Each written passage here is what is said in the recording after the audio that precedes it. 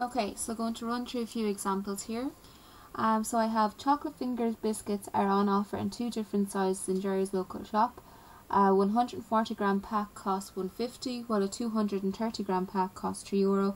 Which pack is the better value? Justify your answer. Okay, right. The first thing I have here, I have that 140 grams is equal to £1.50, and I also have that 230 grams is equal to €3. Right, what I'm going to do for each of these first is I'm actually going to get what 1 gram is equal to. I'm going to label this A and I'm going to label this B. Okay, so for A, I will have 140 grams is equal to £1.50. I'll get 1 gram by writing down 1 gram is equal to £1.50 divided by 140.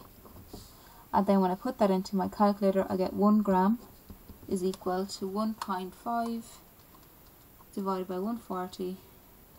I get 0.010714 and so on.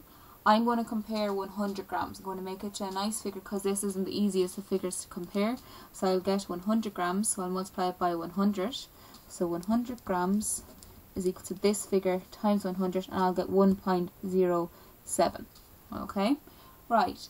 Part B, I have 230 grams, and once again I'm going to get 1 gram.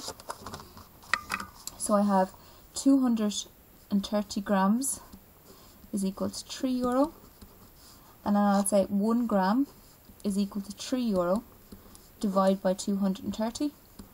1 gram is equal to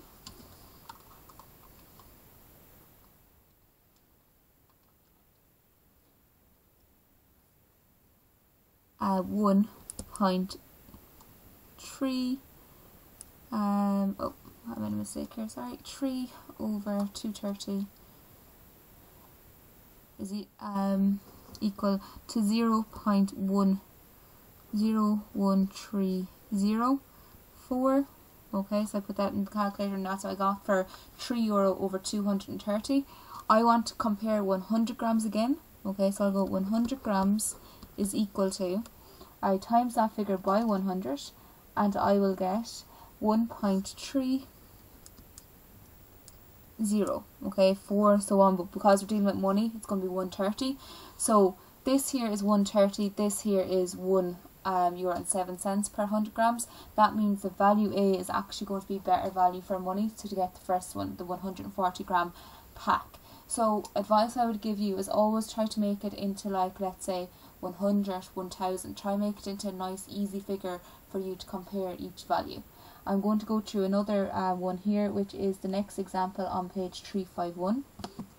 Okay, so I have, if 1 kg of sour pasta costs €3.19 and 750 grams of pasta shells cost €1.69, which one represents the better value for money? Okay, right, I have 1 kg is equal to €3.19, okay, and I have 750 grams is equal to €1.69. Right, what I can do here is I can compare like with like, so I'm going to compare this, I'm going to get 100 grams again, okay, right, so I'll call this A, this B. Right, what I have here A, so this here is 1000 grams, so 1000 grams, because 1 kg is equal to 1000 grams, is equal to 319. I will get 1 gram, so I'll go 1 gram is equal to 319 divided by 1000 is equal to 319 divided by 1000. I get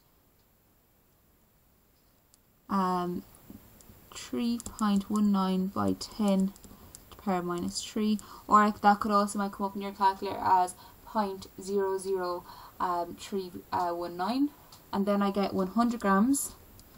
I multiply that by 100 and I get my answer to be 0.319. okay, so that's what it costs per 100 grams. And then what I have then, but because we're dealing with money, girls, I always actually have to round to 2 decimal places, so that would actually be 0.32, so 32 cents per 100 grams. I'm going to now compare B. So B, I have 750 grams is equal to €1.69. So 750 grams is equal to €1.69. I'll get 1 gram is equal to 1.69 divided by 750. Okay, and then to get 100 grams, I'll times this figure by 100. So I'll get 100 grams is equal to, one moment now, 1.69 over 750 equals by 100. And I get 0.2253, but because we're dealing in money, it's going to be 0.23, so 23 cents per 100 grams. So 750 grams of pasta is actually better value than the 1 kg of pasta. Whereas another way you could have done this is you could have actually got, okay, what would have been 1000 grams. Okay, so we could have had like 1000 grams is equal to so on, and we already knew that 1 kg is equal to that. So there's plenty of different ways on how we could actually went about this sum. What I'm going to do now is I'm going to correct your homework that you had for last night. So your homework you had was 3, 4 and 6. Okay, so for question 3 I was given this here, 1:2:3, and I'm to divide 90 metres in that ratio. So the first thing I do is I add my ratio together, so I have 1 plus 2 plus 3 is equal to 6, that's my total parts.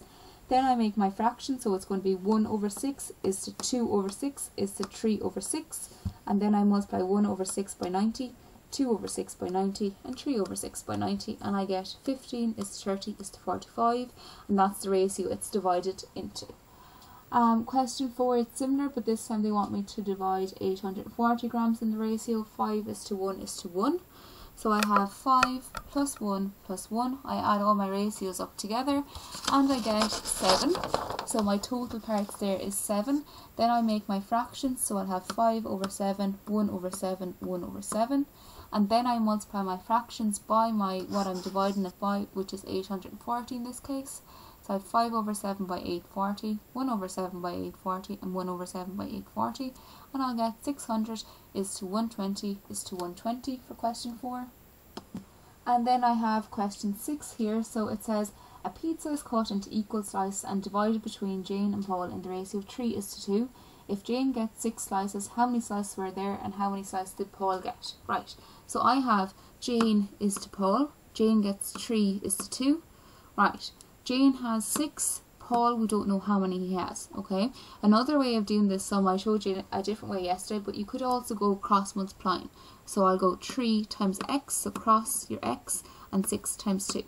So 3 times x will give me 3x is equal to 6 times 2 would give me 12.